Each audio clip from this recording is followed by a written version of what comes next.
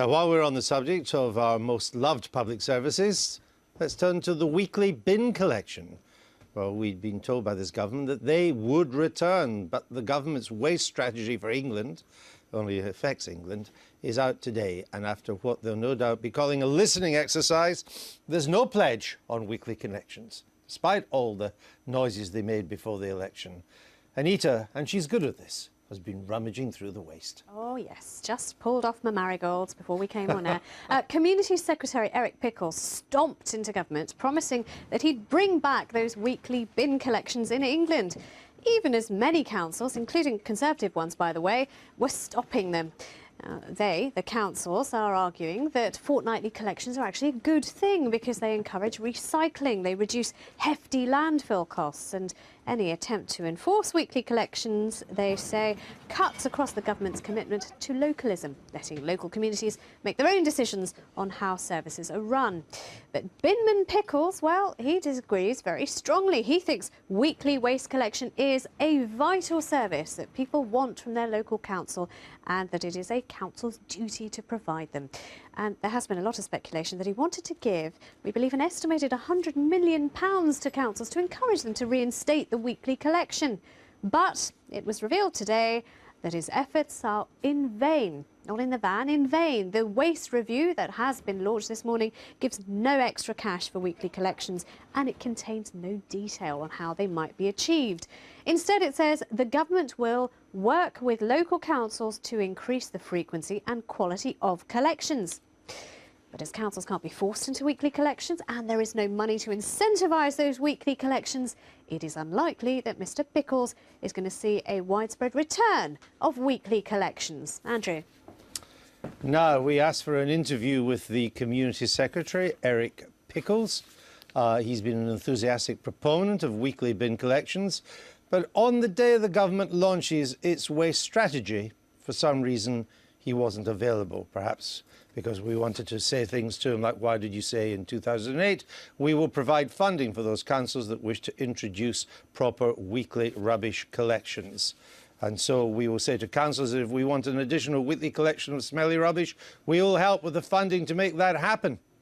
Never mind, there's always the Environment Secretary, Caroline Spellman. But she was also unavailable to come and talk to us. I've no idea why. Maybe a good day to bury your rubbish policy, perhaps. Anyway, who do we have here? Matthew Sinclair of the Taxpayers Alliance, and with us in the studio. And from Liverpool, we're joined by Councillor Richard Kemp. He's Vice Chair of the Local Government Association and a Liberal Democrat. Mr Kemp, if I could come to you first, is this whole idea of weekly collection now dead? It's dead and finished. I'm delighted that reason has prevailed. It's not what most local people want, it's not what most local councils want, and it's certainly not what the advisors want.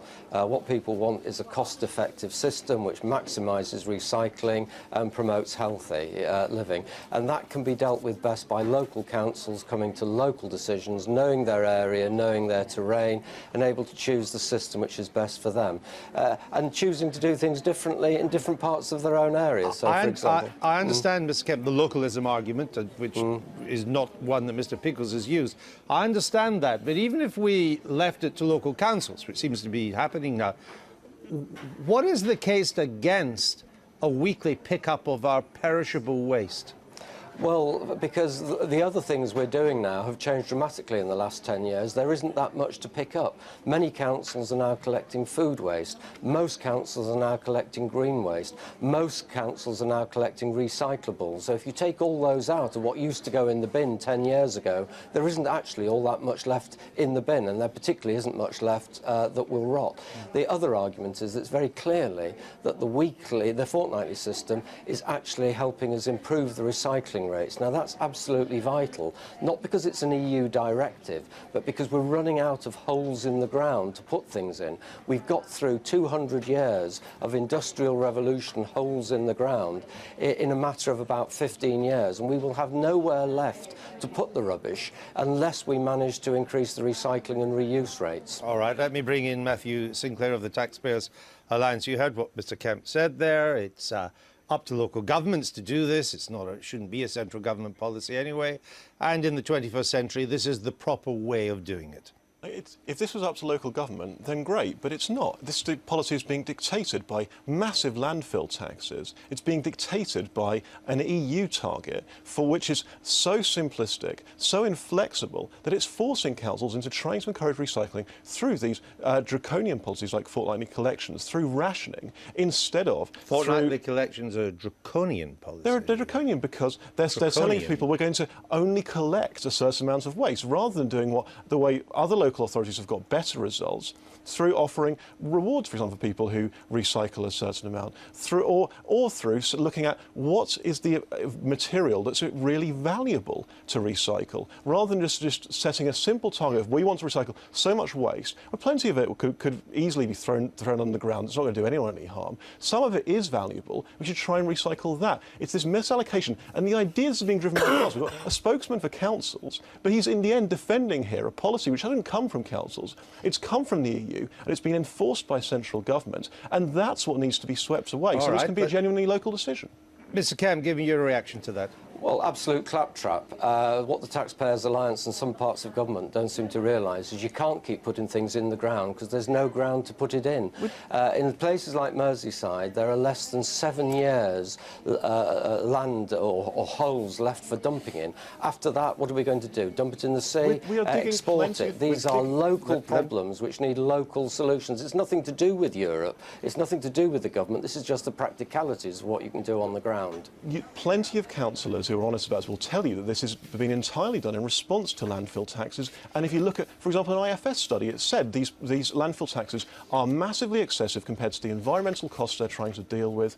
The reason they're being done is to address EU targets, which is too draconian. Now, this idea we are digging stuff out of the ground at a massive rate. It's just these sites aren't being licensed quickly. They're not going to be licensed quickly if we're still labouring under the pretence we need to adopt this this unfair and excessive target. Surely the less we put in the ground, the better.